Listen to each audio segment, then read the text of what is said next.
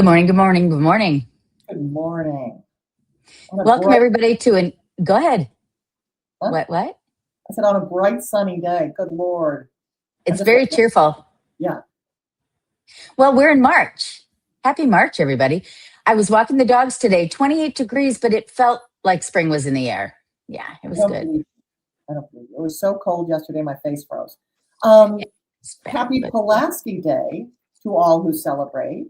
Everyone who's in the American Revolution or Polish, which in Chicago has a big crossover. Yes. That's me, baby. Did you know that? Oh, yeah. Maiden name Rudnicki. I am Southside Chicago Polish, half. Yeah, don't tell the dames that. Yeah. No. Poles have been part of our history. I know. So anyway, yes, we are big in Kosciuszko fans in my family, between Pulaski and Kosciuszko. Yes. And this holiday takes me by surprise every year. Even when I had children in school and they had the day off, it surprised me every year. So thank you for reminding me. You know what else today is? Tell me. Dr. Seuss's birthday today. A very important holiday to be noted for sure. Just letting you know. But everybody, we hope you have enjoyed the last month where you haven't seen us, or 3 weeks maybe it's been. It's been a long time. Travels, holidays, travels. Yeah. February is the month of love, and so we took it off. I don't know. It's actually the beginning of the spring real estate market, so we were very, very busy. Yeah. So today we're going to talk about statistics. Would you believe, Kyle, that I have February statistics ready to tee up for you today? Today's only March 2nd. Yes, I'm on it, girl. Yes, so I've got it. I apologize. I'm calling you girl. We were just talking about our ages before going on the air. Girl's not an appropriate thing to say. So, yes, my dear lady friend. Lizzie had Bridgerton on this week and whistled down. I don't know if you ever saw it, but whistled down the person who speaks in the background says, gentle reader. Yes. So, gentle viewer, welcome to our show. We're going to talk about Chicago real estate today, and we have a whole bunch of stuff packed in for you all today. So, buckle up. You have lots to learn. We're going to talk really about condominiums and what you need to know when you're moving into a condominium so that you don't get slapped across the face with something that causes a problem, right? Yes. Is that how you describe it? First of all, we're going to talk statistics. You know, I was saying to Kyle, on my social media, I see it everywhere. Inventory is the highest it's been nationally since 2013.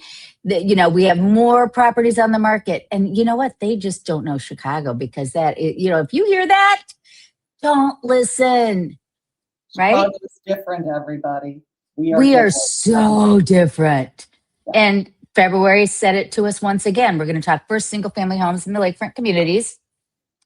47 homes closed. Now, look at the graph. And I should say this. I don't say this very often. This is a 5-year graph monthly of the number of homes. And then it'll be the number of homes under contract and blah, blah, blah. But it's every month. So you can see the rise and fall of what a typical seasonal market is in Chicago. but you can see that the peaks go lower and lower every year, and the bottoms go lower and lower every year. And 47 is higher than last month, but it's still lower than this time last year.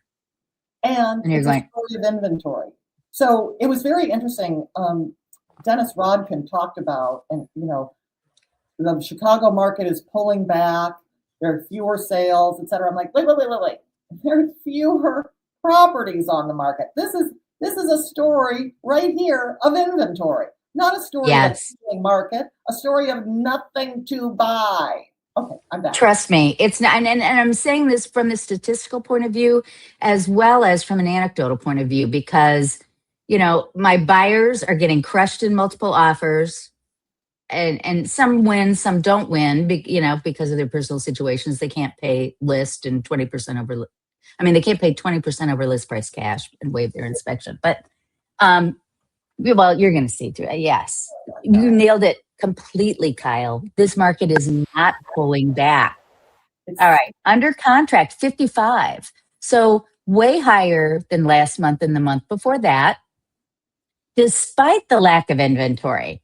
That's the key here. Because here I am. Let me get to the money shot slide. This is our inventory. Now look, in 2021, we had over 400 single family homes on the market. Right. Over 400. Today we have 104. We have 25% of the choices out there for our buyers. And yet we're still selling. yeah, So yeah. look at this. Only 104, but 55 went under contract last month. Yeah. Right? That's not pulling back. No, and you and I talk about the day after Super Bowl, things come on the market. That's why we've got stuff on the market now, but it's not enough.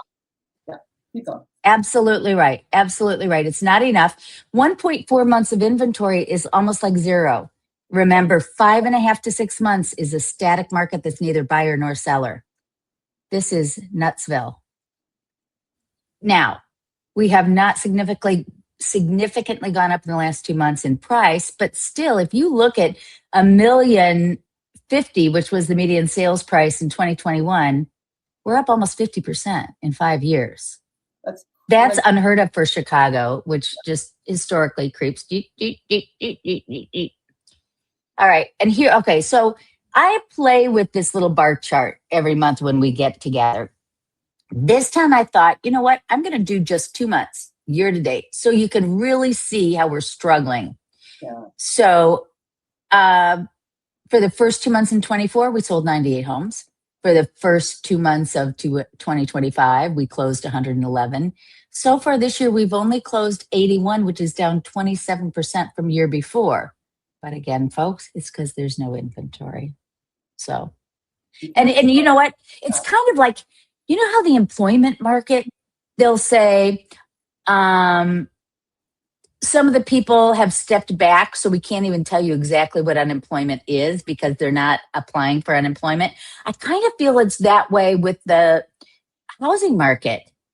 I think there are so many buyers who have given up because they can't compete in this multi-offer situation because the prices have gone up and affordability, for example, for a single family home in Lincoln Park is so high, right? That they can't afford to live where they want to live. I think we're seeing some people, even on the sidelines, the numbers would be even higher if they were able to get in the market.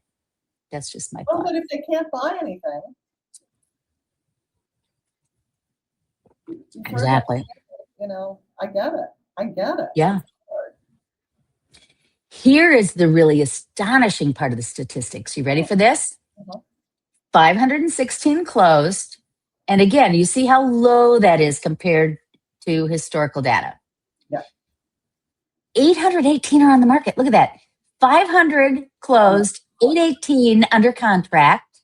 Now, it's only down 12% versus the previous year, which sounds like a lot, but not really given our lack of inventory, because look how low condo inventory is right now. That's really low. That's scary low. Yeah. Now, we were off 25% roughly with single family inventory versus 2021. We're down, it was over 5,000 in 2021. We're down to almost 20% of the number of homes available for purchase that there were in 2021. So the fact that, again, 1193, remember that number, 818 under contract. No. That's robust. Yes. So people, if they're flying, if your home is on the market and it hasn't sold, then it's not vanilla. There's something going on. You may be overpriced. It may be a challenging situation you're in and selling. But if you're priced right, you should be selling within 3 weeks, done. Yeah. Am I right or am I wrong? No, you're totally right. You're totally right. 1.4 months inventory on condos, crazy town. And our prices are at $469.9. And again, we were under $420 before. Oh my God. Here are the numbers. Again, we're down 20% versus last year, but that was up 16% from the year before. And this is, again, only 2 months. So, we'll see how this shakes out over time. It's inventory. And of course, everybody wants to buy because we're seeing interest rates under 6% for the first time in years and years and years and years. So that's interesting. I know. Everybody, here's another tip for the day. If you bought your home 2.5 years ago, 3 years ago, 4 years ago, and your interest rate was 6.5 to 7.5, get back in there and refi, or consider doing a refi, because these rates are good now. Do the math on whether it makes sense to refi now. Yeah, I need my lender here to tell me. It's something like if there's a 0.5 point difference, then it's worth it to do a refinance. But everybody says we're not going to see a huge dip in rates. It's not like they're going to go to 5.5% tomorrow. This is a good number. All right, so just a couple of KCM slides to show you before we call it a day on statistics. Home price growth has moderated nationally. And this shows you, how much it increased year over year. In Texas, that big. The big bump up. Yeah, exactly. And now here's the big thing that they're saying with KCM. And this is an interesting point. They're claiming that wages and wage growth is outpacing home appreciation. So homes are becoming more and more affordable. Again, what we're seeing in Chicago is a little bit different than nationally, but it is good to keep in mind, A, if you're ever moving somewhere, B, if you're looking for a vacation home, C, if you're looking to invest, D, if you're trying to help your children figure out their lives. All right. And buyer demand. This is the interesting thing. They're saying mortgage rate change. They're putting it in blocks. So January to June 2020, rates went from 3.6 to 3.1. Here we go, what I was saying earlier. October of 2023, the middle bar, they went from 7.6 to 6.64.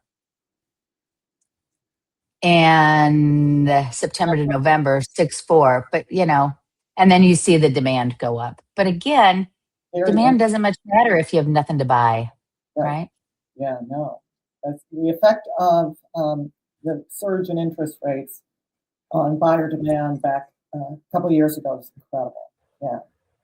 Well, that's such interesting news. And so people, Chicagoans, take this away.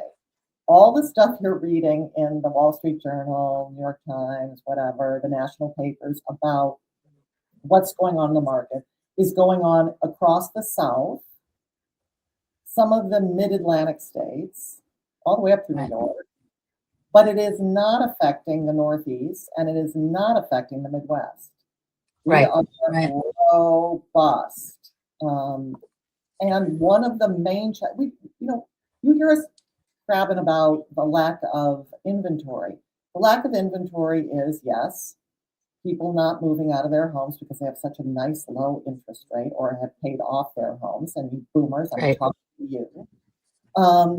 But it's also that we are so, as we've talked about on this show, so chronically underbuilt. As of last summer, Illinois, and remember, Illinois is really Chicago, the Chicagoland area, as we like to call it, was underbuilt of homes by about 250,000 units. Okay. I don't know where you got that, but that makes sense to me. Yeah. I got it from, these are numbers that are across, I think they came from NAR. I mean, these are real National Association. Yeah. No. I'm not doubting you. I'm just saying that sounds right to me. That's a city. That's a fair size city in the United States. Absolutely. Alone is underbuilt by the size of a fair size city in Illinois. I mean, across the country. Just in Illinois, if we built it what we need to build, we would have a whole new city. So a whole new city just of homes. So let's just, first, we have a challenge, people, that is not just boomers get out of your houses, though that would help. But we have to build, we have to build, we have to build. So that's why we are bringing to you information about Foundry Park. It's a blip, but it's going to help. It's going to build like 3,000 homes, but that just got final approval from the Chicago City Council So it is going to start, even though there's still some hoops to be dealt with for infrastructure, they're going to start building this summer. Yes. We have to encourage building in the city of Chicago for Chicagoans and all the people who are coming here. People are still coming. Right. Anyway, Yeah. I got off. Well said. Okay, let's get into understanding. So people, they're buying condos or wanting to buy condos. And one of the least talked about, will you pop up understanding condo talks? One of the least talked about aspects of the condo buying process is your opportunity, the disclosure by the condo association and the seller of condominium documentation that you are supposed to review. And I think a lot of buyers think that it's not important to review it, or that their lawyer or real estate agent is going to review it for them. Now, neither the lawyer nor the real estate agent will review it for you. They may review it looking for red flags, but you need to review it for yourself. This purchase is you purchasing it. So you need to look at these. And we're going to go through what these documents are.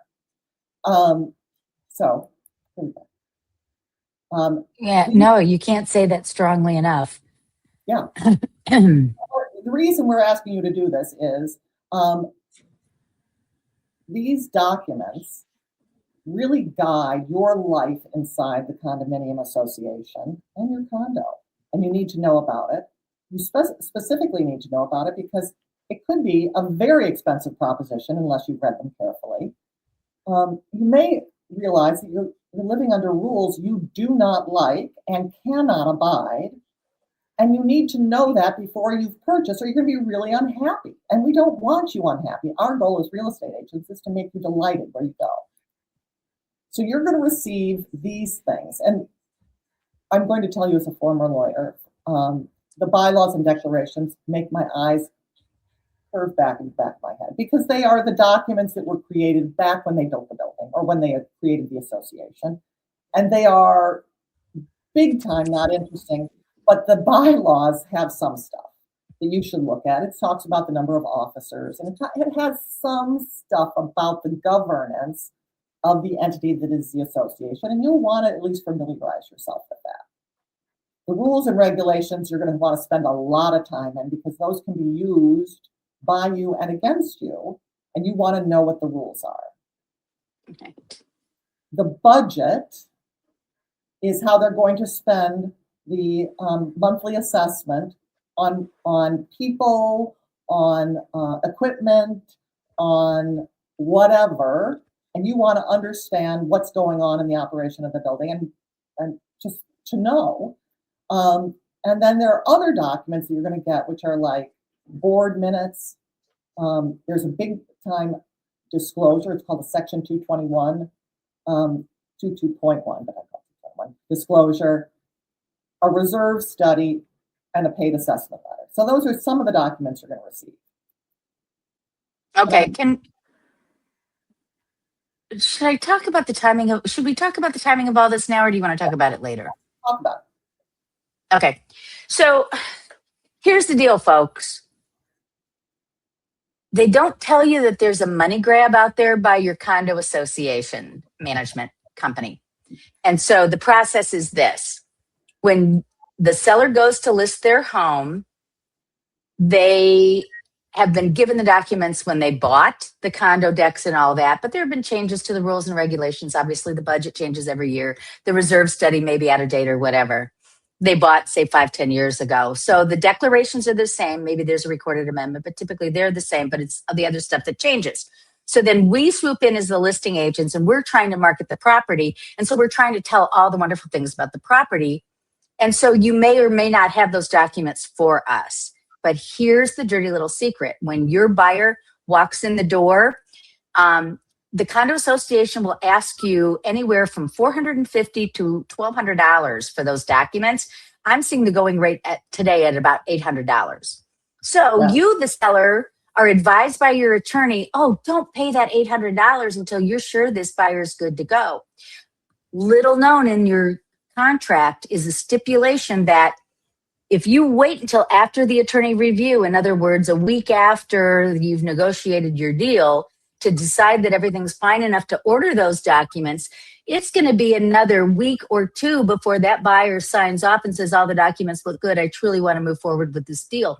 So in other words, Mr. Seller, from the date that you decide you're going to sell your contract to this particular buyer at this particular price, it could be 3 weeks before you know that that buyer has signed off and is totally good to go.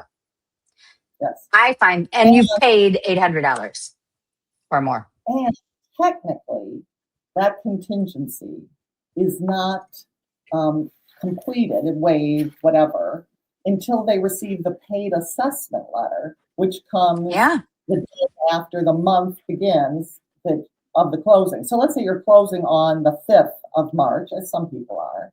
The paid assessment letter is going to issue once they've received your March HOA payment, your assessment payment. Because I can't say you've paid the assessment until you have paid the assessment, because there's a credit at closing, etc. But so technically, the buyer can back out up until then. So they don't, but they could. So one of the things you want to do relatively early on, like as soon as you have a contract, is to get the association docs, and they will give you everything but the paid assessment letter. They take their time, but they do it pretty. Do it in the first few days, because you do want to know if this is not, and you can keep that information. However, the tricky thing is they can play games and sort of say, I know you've gotten this information before, but for you to order the paid assessment letter, that's $500. Everything else is almost free, but the paid assessment is for, which is tricky. It is crazy. Now, and then you hope that they send the accurate documents. I had a deal once where they sent the wrong documents, and it looked like there was more money to be paid out and work to be done when it was actually the previous year's 22.1. That deal fell apart. Oh my gosh, there's so many. So the bottom line is, if you're a seller, make sure your agent, we do it, gets as much documentation right when you list the property as possible. That's rule number 1. Rule number 2, be aware that, well, just like even the financing is not a done deal till the day before either, right? Well, so there are a lot of associations have intranets where you can get a lot of the documentation without going through HomeWise. Exactly right. Yeah. But the tricky thing what you do. is, if you don't get everything, they can claim fraud in the transaction if there's a document you somehow missed. The reason to rely on HomeWise is then it's the association's problem if they didn't provide a document, not your problem. So there's some trickiness. It's just tricky. Okay. Yeah, I don't want to be Debbie Downer here, but this is, to Kyle's point, this is serious stuff. As a buyer, you need to read it all. As a seller, you need to understand the importance of being a part of your association, knowing what's going on, and providing in a timely manner. Okay, so I'm off my soapbox. I'm gonna blast through these.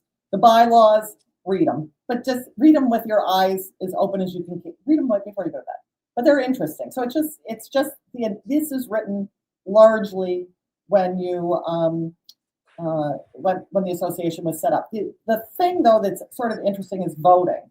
It specifies the procedures for member voting. So there are some things that are hard to change because they've been baked into the bylaws, and there's often a high hurdle for amending the bylaws, and so it can be tricky to change certain things. Pet policy, rental policy. Give you just an example. The rules and regulations are what you care about. It has the pet policies, use of common areas, noise restrictions, fee schedules, etc. I have a listing at a building in Wilmette. Great building. It's a great listing. Someday I'll show you. That I didn't realize this. It's a no smoking building. Okay. And that is something you want to know. So that kind of stuff is in the rules and regulations. It will also have how much they're going to penalize you when you break the rules. And so you'll want to know that. So I'm going to switch. Yes, meeting minutes are important because you want to see what the board is talking about. Absolutely. You want to look at that. The reserve study is something you really want to know exists.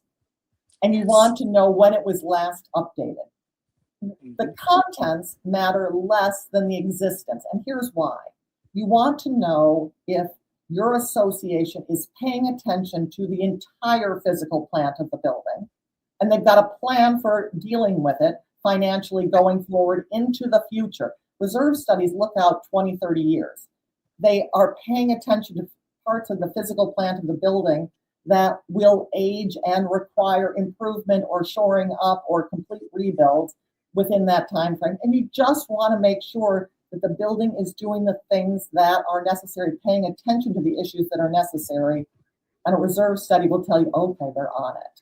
If the reserve study is 30 years old or 20 years old, this is a building that's living in denial. You want a reserve study up there. The 22.1 disclosure will tell you whether it's a litigious building, whether people in the building have sued or whether they're being sued by contractors. You want to know that too.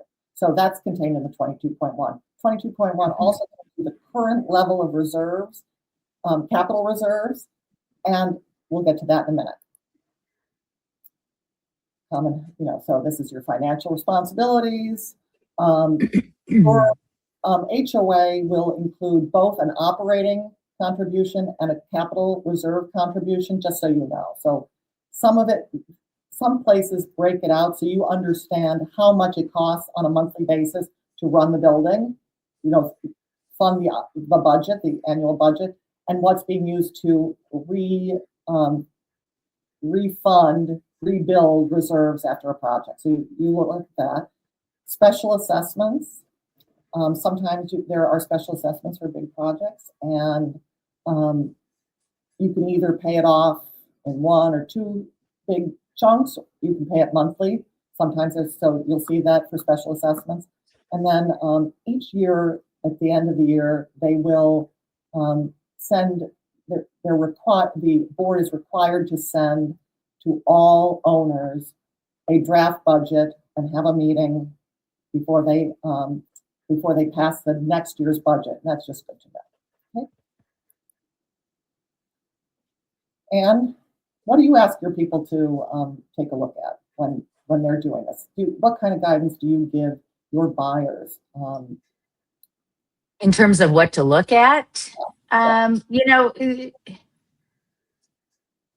not sure what you're asking me. One of the the reserve study for sure, what you mentioned is a huge deal, whether or not there is one or not, where they are with it.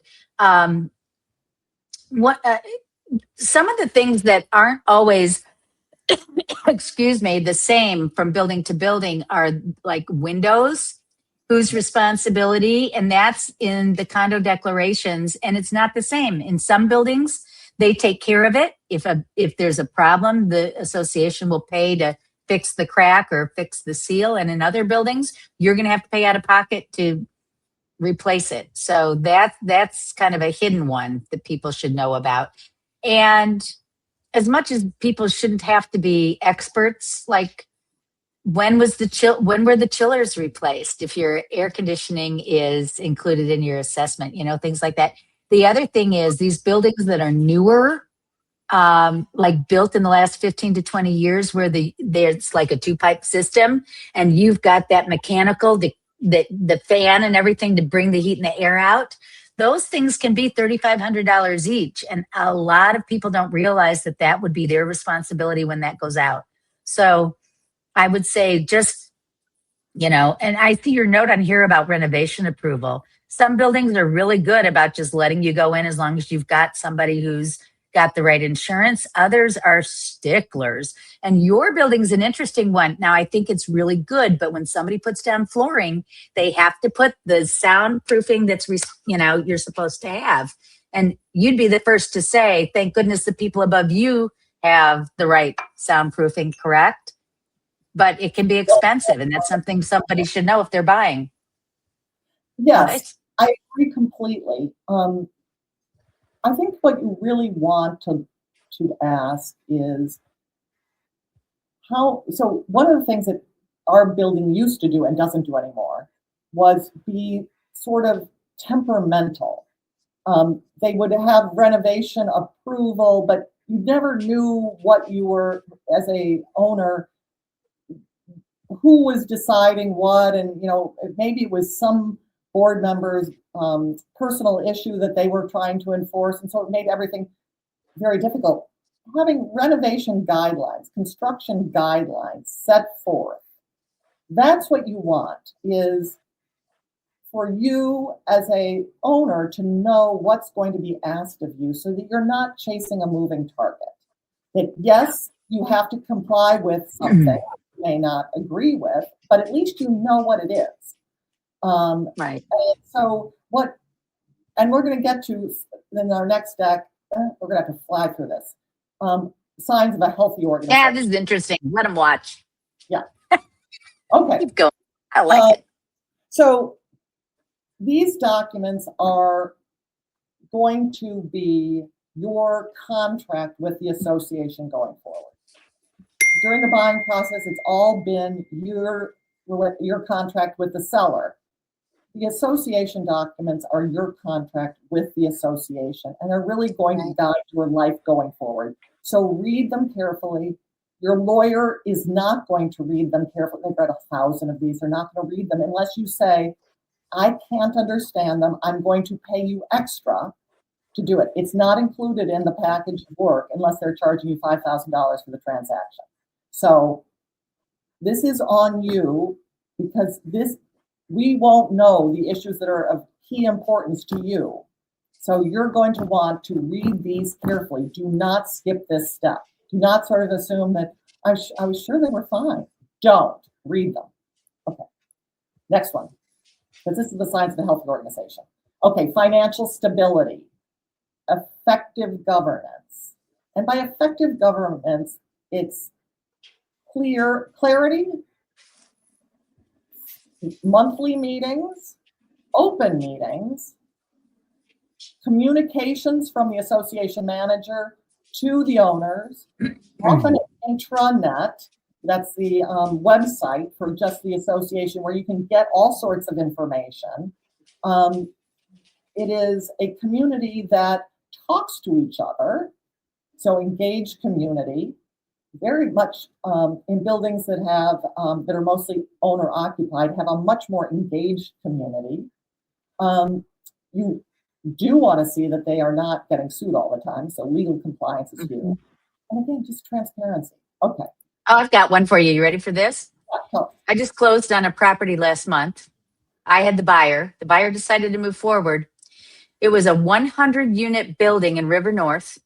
And when we asked to see minutes for the last 24 months, do you know how many they were able to produce? 2.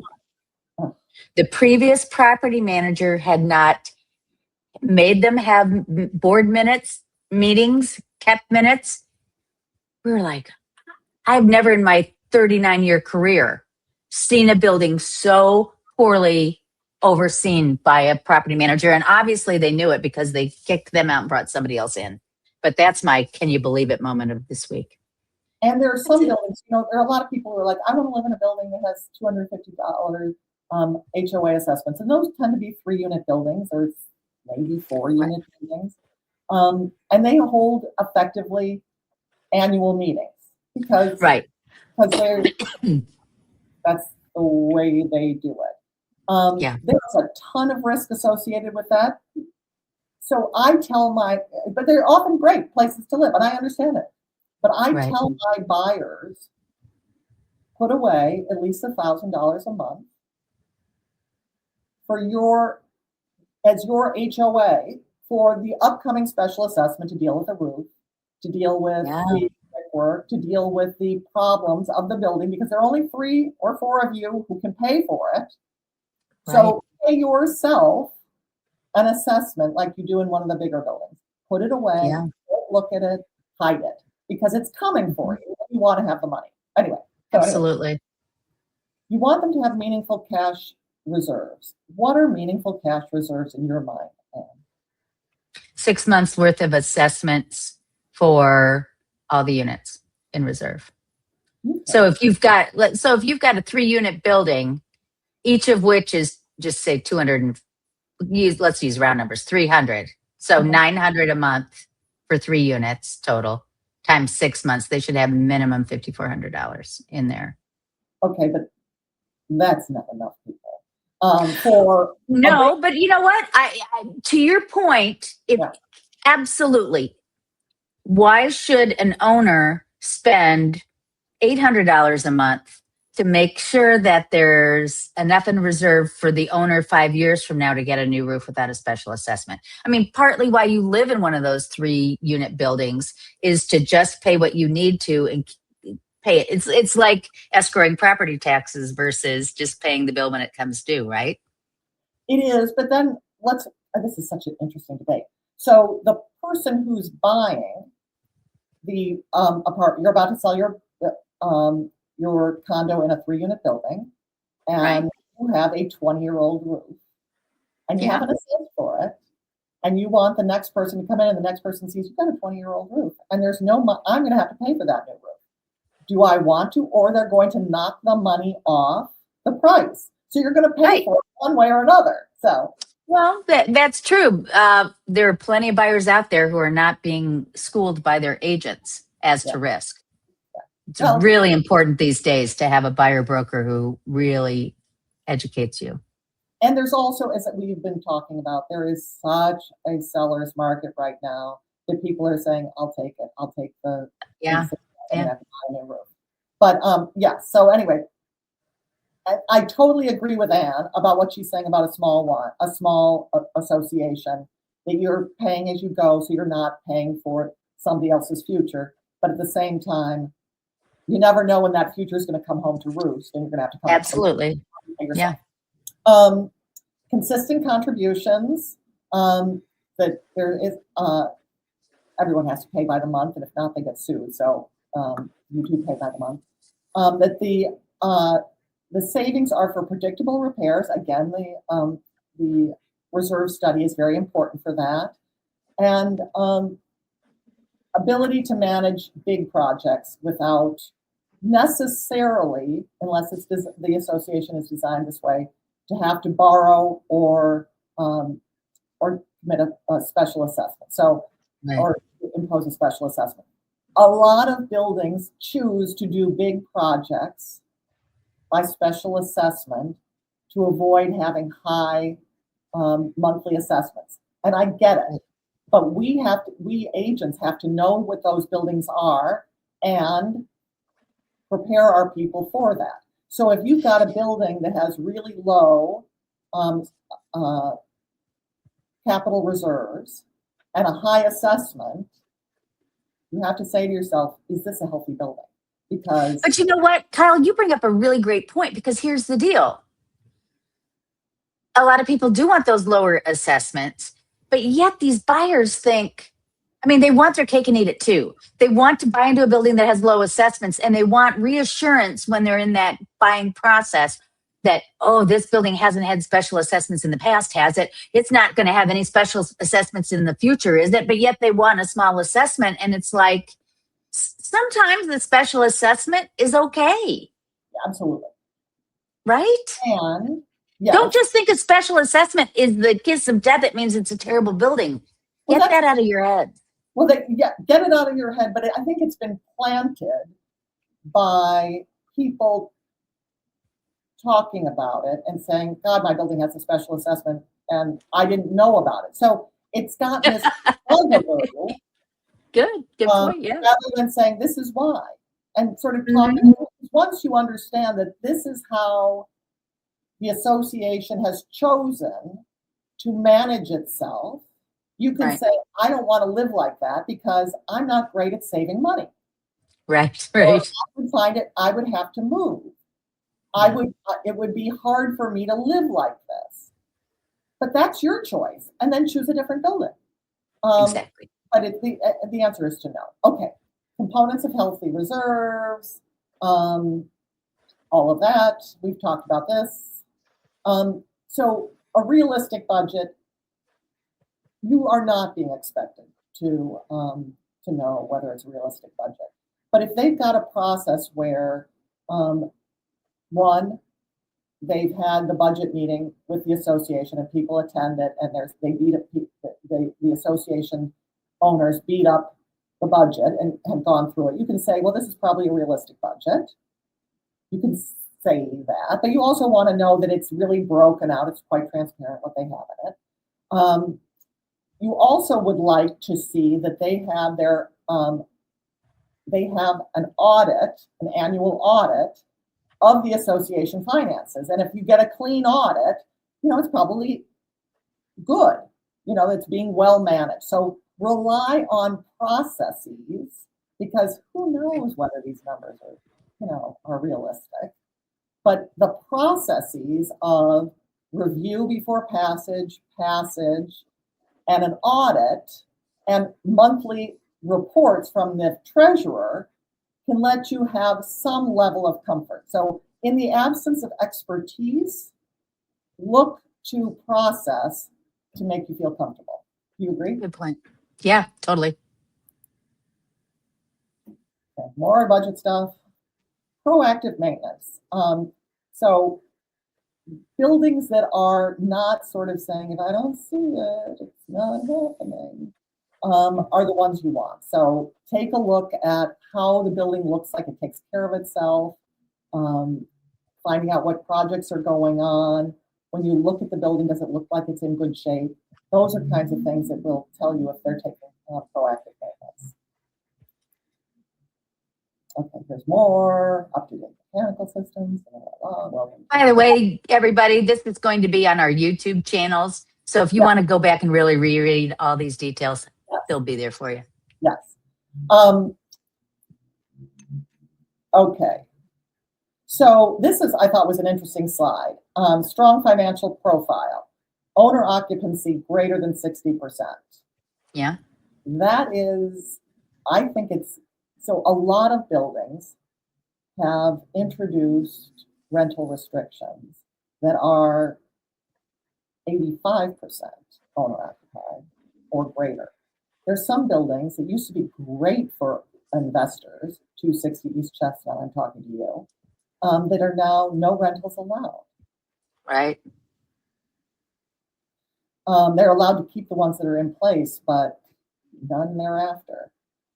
So delinquency rate under 10%, you don't see the delinquency rate because the association has processes for fixing that. They can sue the owner who's not paying and get their unit and sell it. You'll see it in the 22.1 if there's an issue, but you're right. I mean, it's not something they talk about a lot. And loan eligibility, eligible for conventional loans. There are some buildings, and mine was this way for a long time, that were unwarrantable, which is not, it couldn't be conventional because it's history, the building at one point was before, in the 60s, was a long-term hotel, long-term stay hotel. And then it stopped and became a rental building after that. But it made that history of it once being a hotel made it unwarrantable. There are some buildings that have a lot of commercial space. 161 East Chicago Avenue has at least half the building, and it's not part of the association, but the fact that the building has commercial space, a lot of commercial space, has made it unwarrantable. Some buildings, though, are unwarrantable because there is significant, what's the word? Past due maintenance. What do you call it? Unfixed issues. They got a lot of deferred maintenance. Deferred maintenance. So that can be tricky. So those affect, but there are some great buildings that are not eligible for conventional loans. Right. Would you agree? Yeah. This is a great slide. I like this. Okay. Clean board minutes. So, and by clean, it's transparent. They're covering the issues. They're having the meetings on a regular basis. You're seeing that there's not emergency after emergency. They discuss robustly the issues that are facing the association. Those are clean minutes. Well, the other thing, though, is I've seen board minutes where they are so sparse because they are so afraid to write down anything that they're discussing that they only include things that they vote on. So if you're looking at minutes where there's basically nothing on there except we approved the 22.1, we approved the budget, whatever. I mean, that's not telling you really what's going on, which gets me to my big point, which is, you know what? If you don't get involved, you only have yourself to blame. Right? If you don't. However, I'm going to push back. Yes, the minutes often are less robust of discussion and are really more on outcomes. But even the agenda tells you what's going on. Right, right. So, but now some boards will have, for example, a decorating commission or a gardening commission where members who are not members of the board will actually be involved in helping to support what's going on in the building. And if you see that in the minutes, that gives you a great feeling that everybody's involved in moving the building forward. That's what I'm saying. Agreed. And professional management is key, especially on communication, keeping the board on track, because boards are volunteers. They're people who live in the building. You really need a strong manager, and relationships with vendors. You want vendors who want to work in your building. You want competitive bids, because the more people want to work there, you're going to get the best price. If your building has poor vendor relationships, that's a really great point, Kyle. Yeah. And so this is, sorry that for 2 slides I technically say the same thing. Market stability. So you want to be seeing prices building in your building. The prices are growing, that there isn't fallback in values, because that'll tell you something's going wrong with the building. Now, that is not to say, as you see in some of these buildings, is that there'll be $1 million sale and then there'll be a $400,000 sale for the same unit or the same tier. Yes. Really, what that often reflects is the 400 is a gut estate sale, and the $1 million unit is the I've done everything to it. You have to do nothing, and I've improved it, and it's on a higher floor, and blah blah blah blah blah blah. So allow your agent to help you understand what's going on. Why is there that variability? Thank you for making that point. It's not different at all than a neighborhood where you have a rundown home that sells for cheap, and you've got the one that's been all done up. And there should be a price disparity between the two. So, very good point. Now, rental policy.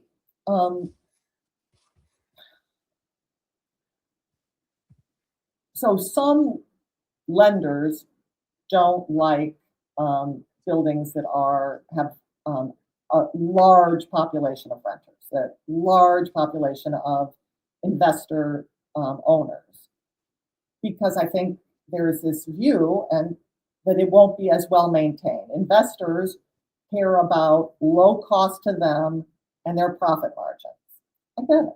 Totally get it. You're an investor. You're trying to make money. I totally get it. Yes, and all these buildings that are deconverting back to rental are because of the high investor ownership, where investors did not want to pay for the capital improvements required to maintain the building reasonably well. And so the buildings degenerated, went into awful states. And so it put them in a position where the values to resell were so low that somebody could come in and buy 60% of the units and can deconvert it to rentals again. Agreed. And and people do want, some people will buy, like young people will buy a unit knowing that it can then be a income stream when they get a family and they move to the suburbs and move to a bigger house, whatever, they might decide to keep the unit and want it to be an income stream.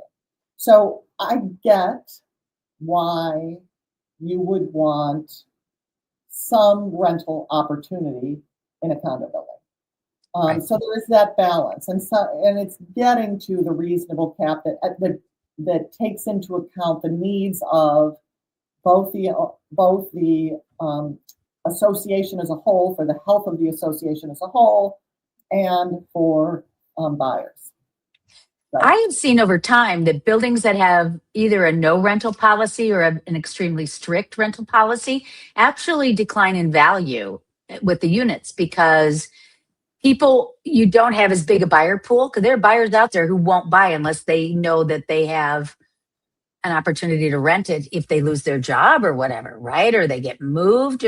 And so if you must sell, then your buyer pool declines and the value will decline. some associations that are introducing rental restrictions will say, we put a cap, let's say 10% on the number of rentals. But if there is a financial need, like I'm Right. job and I have to move home and I need to rent my place out, blah, blah, blah, that they will waive your unit for that purpose. And that's lovely. Yes. So they're often strict, but they understand that life happens to people. Okay? Right. Right. Long-term leadership traits, visionary management. You do not want on your board people with an agenda. You want people who have, unless the agenda is, I am here for the long-term health of the building and to protect your investment in this home. Right. There are too many issues that come up that will require people to really sometimes think outside the box. And you don't want people who say, we're never going to have an increase in assessments over 2% a year. You have a year of incredible inflation. You gotta increase the assessments. You just have people who are ready to listen, ready to look at what is important to the building's health going forward. And you want people who work well with a group, who are able to listen to each other, and who are open to communicating even hard truths to the membership, to the ownership, because that's really what's going to make this a happy place to live. Absolutely. Bottom line, you want a strong condo, and they are out there. You want a strong condo association, and they're out there. And let your agent help you find them. Great conversation. I love it. Good. So important topic, and really, you know what? We went long today, but I thought it was absolutely worth it, because these are all things that are important to buyers to understand, important for homeowners to understand.